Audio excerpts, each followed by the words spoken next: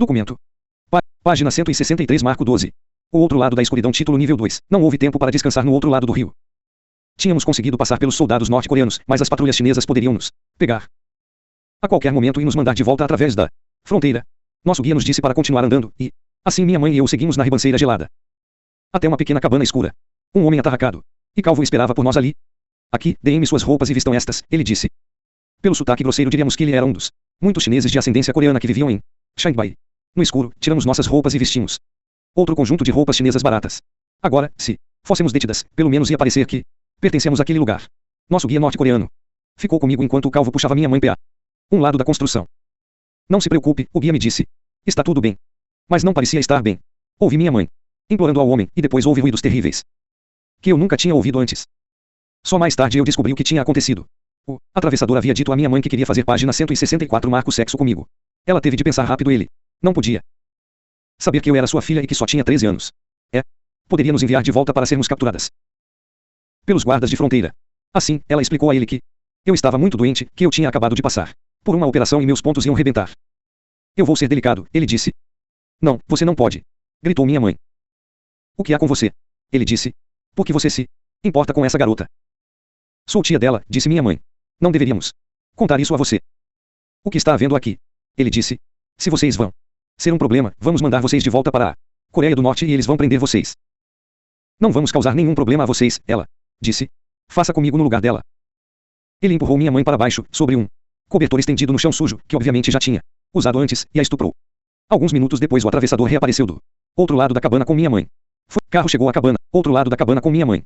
Foi então que um carro chegou à cabana. Todos nós entramos, minha mãe e eu no banco traseiro, e rodamos por algum tempo ao longo do rio. Eu podia sentir que algo estava muito errado, mas ainda não tinha ideia do que minha mãe tinha feito para me proteger. O que aconteceu? Eu perguntei. Tinha esquecido que não devia chamá-la de mãe. Nada, não se preocupe, ela disse, mas sua voz tremia. Página 165 Marco. Eu não estava acostumada a andar de carro, e logo comecei a enjoar. Minha mãe pôs minha cabeça em seu colo e segurou minhas mãos com força. Mas quando rodeamos uma curva do rio, ela me disse para dar uma olhada. Da janela podíamos ver os prédios escuros na margem norte-coreana do rio. Olhe, Eomia. Pode ser a última vez que você vê a cidade que foi seu lar, disse minha mãe. Meu coração palpitou um pouco quando passamos por nosso prédio de apartamentos. Eu sabia que meu pai estava lá, esperando que voltássemos para casa. Juro que vi um lampejo de luz na janela, como se fosse um sinal do meu pai para mim. Mas minha mãe disse que não, que era imaginação minha. Nunca houve uma luz. A próxima parada foi o apartamento do atravessador, em Shanghai. O que está havendo aqui? Perguntou minha mãe ao jovem guia norte-coreano. Só façam o que eles disserem e tudo vai ficar bem, ele disse. A mulher do atravessador calvo era uma coreana étnica, assim como ele, e era paralítica da cintura para baixo. Sua mãe vivia com eles e cuidava dela. Atravessador tinha eletricidade, e agora que podia ver nossos rostos com clareza, ficou furioso. Essas mulheres não têm 18 e 28 anos, ele gritou para o guia. Minha mãe tentou se manter firme em nossa história. Conseguiu convencer o atravessador de que tinha na verdade 34 anos, em vez de sua idade real, 41. Mas, quando ele olhou para mim, pôde ver que eu era só uma criança. O atravessador deu um telefonema e começou a página 166 Marco discutir com alguém em coreano. Eu percebi que era sobre dinheiro.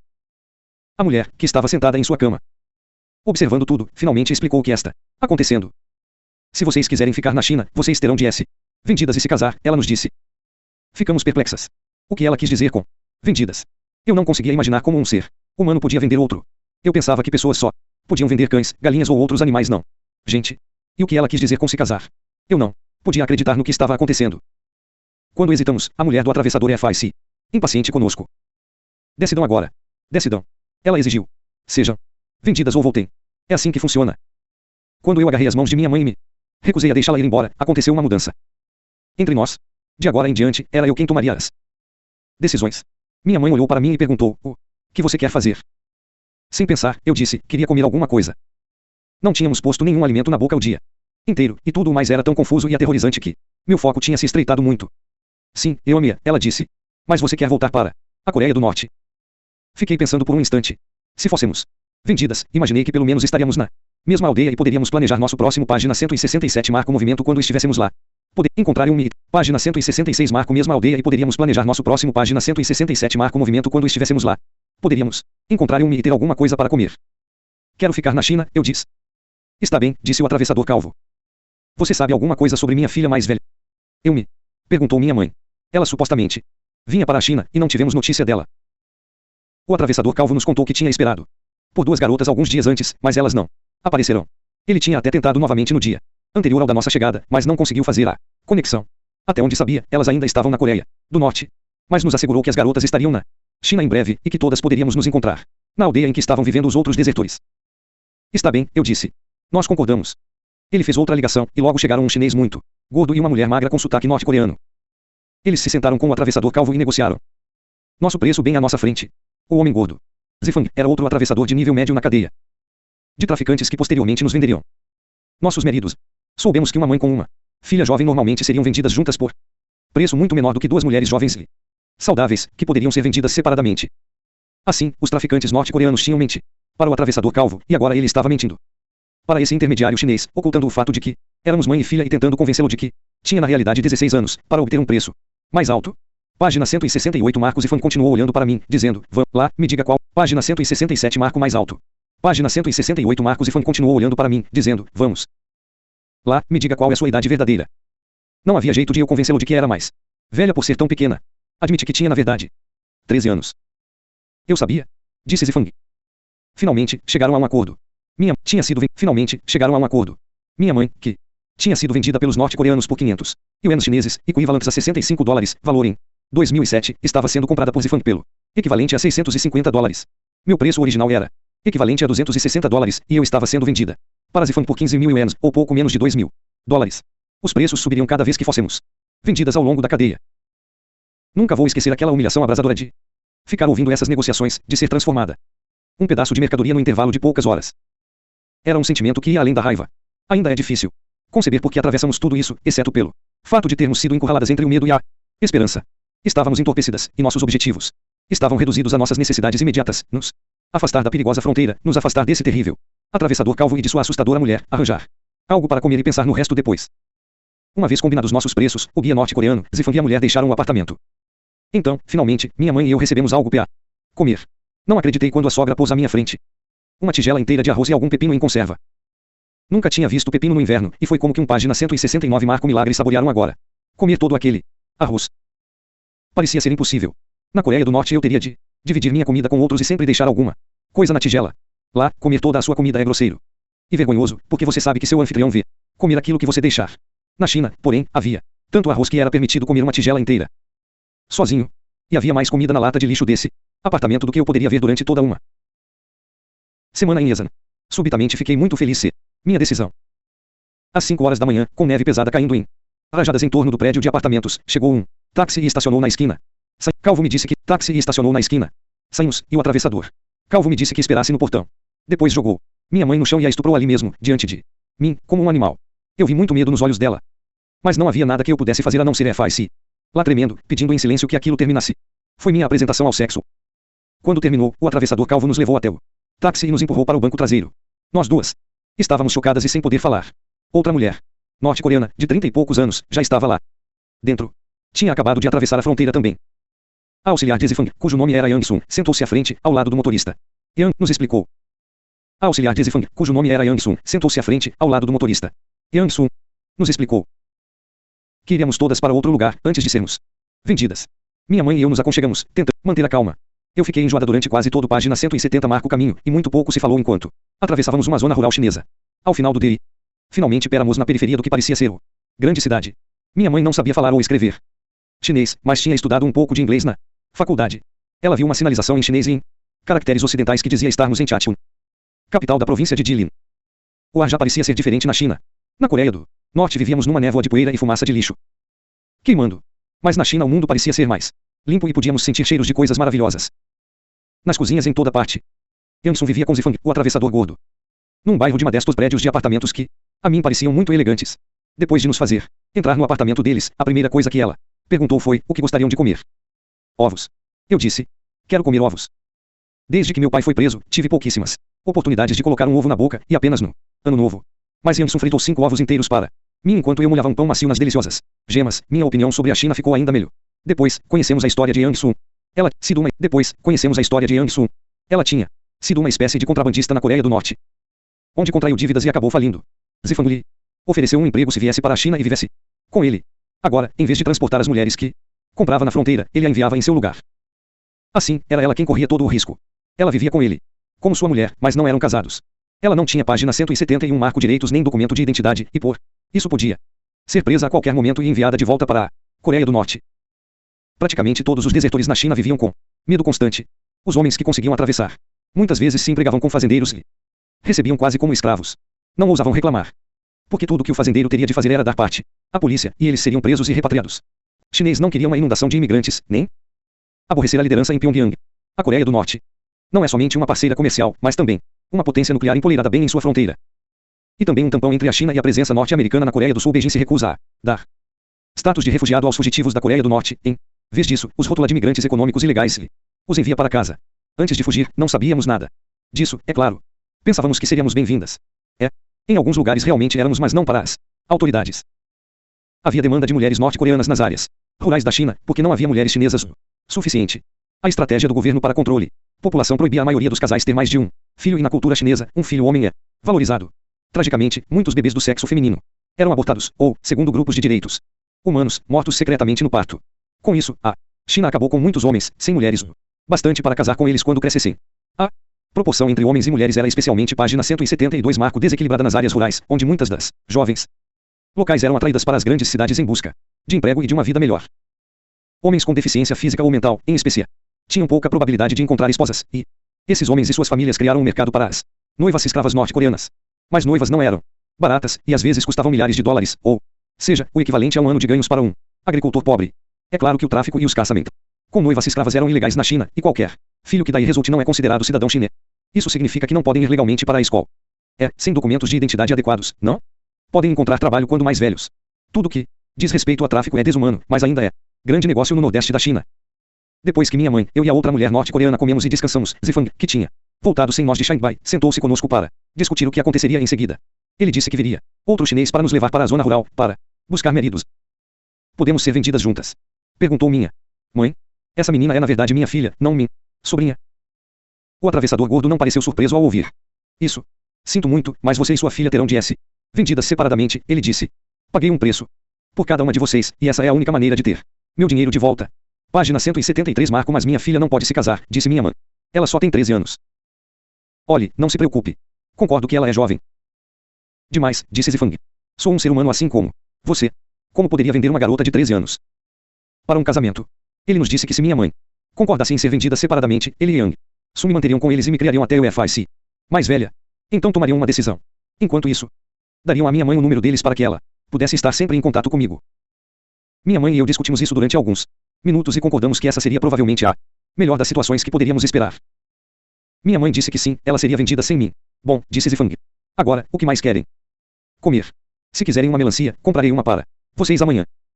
Na manhã seguinte, Zifang e Yang Sun saíram comigo para minha primeira visão da China. Passamos por algumas lojas, e vi um manequim pela primeira vez. Não sabia se era uma pessoa real ou uma imitação. Yang Sun me viu olhar fixamente para ele e disse: só um boneco, minha pequena. Eu não conseguia acreditar que houvesse tantos produtos nas lojas. E havia restaurantes e vendedores de tudo quanto é tipo de comida. Podia-se assado na tudo quanto é tipo de comida. Podia-se comprar milho assado na rua e espetinhos feitos com várias espécies de frutas que eu nunca tinha visto antes. A única que página 174 marco reconheci foi o morango, que tinha visto num livro escolar. Eu quero aquela, eu disse, apontando para a fruta. Eles compraram para mim, e eu senti pela primeira vez o gosto do morango. Não conseguia acreditar que houvesse algo tão bom. Eu poderia continuar comendo para sempre. No início fiquei preocupada, pensando que esses luxos eram muito caros, mas meus novos amigos disseram para não me preocupar com isso. Pensei então que a China devia ser o melhor lugar do mundo. Tinha quase esquecido os horrores dos últimos dias. Minha cabeça estava cheia de todas as coisas que eu tinha de aprender. Não gostava de não entender o que as pessoas falavam à minha volta, e assim pedi a Yang Sun que me ensinasse algumas palavras de mandarim. As primeiras foram Jeshi Shenmi, que quer dizer o que é isso. Aonde quer que fosse, eu apontava e perguntava Jeshi Shenmi, e me respondia. Apontava e perguntava Jeshi Shenmi, e Yang Sun me respondia. Naquele primeiro passeio, Yang Sun me explicou como funcionava o trânsito, para que eu não fosse para o meio da rua. Em Yazan não tínhamos sinais de trânsito. De qualquer maneira, havia poucos carros. Em Pyongyang eu era muito novinha para perceber como funcionava. Mas na China você tinha de olhar para cima e esperar o sinal antes de atravessar a rua, ou seria atropelado. Não demorou muito para que tudo ficasse muito opressivo. Fiquei tonta de ver tantas cores brilhantes e diferentes e tanta gente. Os cheiros de gasolina e de churrasco e da exaustão dos carros me fizeram ficar tão enjoada que quase vomitei. Na página 175 marco o casal me levou de volta ao apartamento. Quando chegamos, me disseram que era hora de me despedir de minha mãe. Zifang ia levar minha mãe e a outra mulher para o próximo homem que as venderia. De repente eu acordei de meu sonho. Minha mãe estava indo embora e eu ia ser deixada com estranhos. Ela tentou me encorajar e eu pude ver determinação em seu rosto, delicado e cansado. Seja uma boa menina, ela me disse. Limpe todo dia e cozinhe para essas pessoas, para que elas vejam que vale a pena manter você aqui. Ela me mostrou o número do telefone do atravessador gordo num pedaço de papel dobrado que tinha no bolso. Vou ligar para você assim que puder. Talvez eu me esteja esperando quando eu chegar lá. Na noite anterior, os atravessadores tinham dado pão chinês branco e macio para nós, embrulhado em plástico. Era tão gostoso que eu tinha decidido guardar metade do meu para dar à minha mãe, para que o comesse na viagem. Mas quando fui buscá-lo, vi que a outra norte-coreana o tinha roubado e comido. Tinha nada. Viagem. Mas quando fui buscá-lo, vi que a outra norte-coreana o tinha roubado e comido. Eu não tinha nada para dar à minha mãe quando nos despedimos com um abraço. Chorei por algum tempo depois que minha mãe foi embora, e para me animar, Zifang e Yang me levaram para jantar em um restaurante. Era a primeira vez que eu ia a um restaurante desde minha viagem a Pyongyang com meu pai. Nunca tinha visto antes hashes descartáveis, e Zifang e Yang me mostraram como separá-los sem quebrar. Depois pediram enormes pratos, página 176, marco de carne de porco com pimentões e arroz frito. Comi até meu estômago se recusar a aceitar mais. Naquela noite, Yang me deu algumas lições de higiene. Eu nunca tinha visto uma privada antes, e ela me explicou como usá-la. Eu pensava que precisava me empoleirar em cima dela, como fazíamos nas privadas de fossa na Coreia do Norte. Ela me mostrou como lavar as mãos na pia e me fez relembrar a maneira certa de usar uma escova e uma pasta de dentes. Ficamos tão pobres depois que meu pai foi preso que usávamos sal nos dedos para escovar os dentes. Ela também me contou como as mulheres chinesas usavam absorventes descartáveis durante o período menstrual. Na Coreia do Norte usávamos somente um pano fino que tínhamos lavar, e assim eu ficava confinada em casa alguns por mês. Quando ela me passou aquela coisa macia e almofadada, algodada e envolta em plástico, eu não tinha ideia do que fazer com aquilo. E cheirava tão bem que eu quis guardá-la para outro propósito qualquer. Mas achei que o conceito era ótimo, por dar às mulheres muito mais liberdade. No dia seguinte ela me levou a uma casa de banhos pública, onde mulheres tomam banho de chuveiro juntas. No mesmo recinto. Eu tinha visto chuveiros em filme. Mas essa foi minha primeira experiência. Foi maravilhoso. Sentir a água quente caindo sobre todo o meu corpo. Yang me esfregou da cabeça aos dedos dos pés com sabão de verdade, e depois borrifou minha cabeça com algo para matar piolhos e pôs meu cabelo dentro de uma touca de banho. Todo mundo na Coreia do Norte tinha piolhos, e não havia meio de se livrar deles. Por isso esse tratamento trouxe um alívio enorme. Página 177, marco poucas horas depois, concluímos minha transformação. Meus cabelos estavam limpos e eu vestia roupas novas. Quando caminhamos de volta para o apartamento. Quando Zifang me viu, ele sorriu e disse, você parece estar brilhando. Enquanto isso, minha mãe e a mulher norte-coreana que roubou nosso pão tinham sido vendidas a um da Laoban, um chefão no mundo do tráfico, que atende pelo nome de Yongwei. Havia uma hierarquia de gangsters especializados em tráfico de noivas norte-coreanas, que começava com os fornecedores no norte-coreano da fronteira e continuava com atacadistas, como o atravessador calvo coreano chinês, em Shanghai, e o casal em Chachun, como Yongwei, estavam no topo da cadeia, e muitas vezes dispunham de uma rede de outros atravessadores varejistas trabalhando para eles. Yongwei era um chinês Han, grupo étnico majoritário na China, e não falava uma só palavra de coreano. Alto e tinha na China e não falava uma só palavra de coreano. Era alto e tinha 30 e poucos anos, um rosto comprido e muito cabelo na cabeça. Minha mãe não tinha ideia de para onde estavam indo enquanto o grupo viajava de ônibus e de táxi bem no interior da China. Pararam para pernoitar numa casa escura e fria, no campo. Idoso chegou e fez uma fogueira para elas, e Yongwei sinalizou para minha mãe que aquele era seu marido. Ela teria de dormir com ele. Mas eles a tinham enganado. Era apenas outro atravessador. Esse círculo de traficantes de gente, inclusive Yongwei, sempre usava página 178, marco mulheres antes de serem vendidas. Minha não teve. Página 177, marco traficantes de gente, inclusive Yongwei, sempre usava página 178, marco mulheres antes de serem vendidas. Minha mãe não teve escolha a não ser aceitar. No dia seguinte, Yongwei levou minha mãe e a outra mulher norte-coreana a uma casa no campo, nos arredores da cidade de Jinzhou, quase 500 quilômetros a nordeste de Beijing. Lá, Limparem, quilômetros a nordeste de Beijing. Lá ele as fez-se limparem, deu algumas roupas novas e cosméticos. A outra mulher foi vendida rapidamente, mas demorou para encontrar um parceiro adequado para minha mãe. Durante vários dias Yongwei a levou para se encontrar com diversos homens. Ela se sentia como um saco de batatas na feira, enquanto eles regateavam seu preço. Os homens diziam que ela era muito magra, ou muito velha, e o preço ia baixando. Uma mulher trouxe seu fio deficiente mental para comprá-la, mas minha M recusou. Os atravessadores geralmente não obrigam uma mulher a aceitar parceiros, porque sabem que elas vão tentar fugir depois, o que seria ruim para o negócio. Porém, os que não são razoáveis batem nelas ou as entregam à polícia para que sejam devolvidas à Coreia do Norte. Finalmente, chegou uma família de agricultores com um filho de 30 e poucos anos que ainda não se casara. Minha mãe foi vendida a eles pelo equivalente a uns $2.100. Naquele dia, eles a levaram para viver na casa de sua fazenda, que parecia estar no meio de lugar nenhum. Era muito humilde, feita de pedra e gesso com um telhado de metal. Era início de abril, e os campos estavam arados e prontos para serem plantados com milho e feijão. Minha mãe, a essa altura, só sabia algumas palavras em chinês, mas conseguiu mostrar a seu marido que queria usar o telefone para ligar para mim. Primeiro ele página 179 Marco recusou, mas depois de alguns dias em que ela chorou e implorou, acabou concordando. Fiquei muito feliz quando ela ligou para o celular do atravessador gordo e ele o passou para mim. Você viu eu me? Perguntei. Não, filhinha, disse ela. Não vi mais ninguém. Coreia do Norte. Pude entender de sua voz que ela estava num estado terrível. Não dormia havia dias, e não conseguia imaginar como dizer à sua nova família que precisava de pílulas para dormir, do tipo que tomava em casa quando podia comprá-las. Agora ela lamentava ter concordado em me deixar. Não podia mais me proteger, e não tinha encontrado minha irmã. Tentei fazê-la se sentir melhor, dizendo que não se preocupasse, que tudo estava bem, e que ela tinha um número de telefone para poder me contatar a qualquer momento. Foi a última vez que ela conseguiu ligar em muitas semanas. A família trancou seu celular, seu dinheiro e até sua comida. Ela descobriu que eles esperavam que fosse não só uma esposa para esse agricultor chinês, mas uma escrava para toda a família. Precisava cozinhar, fazer a limpeza e trabalhar no campo, repetidas vezes. Ela pediu que a deixassem ligar novamente para sua filha pequena, mas não importava o quanto chorais. Eles não davam a mínima. Para eles, minha mãe era como um de seus animais na fazenda, e não um ser humano. Página 180 Marco título nível 213. Um acordo com o demônio.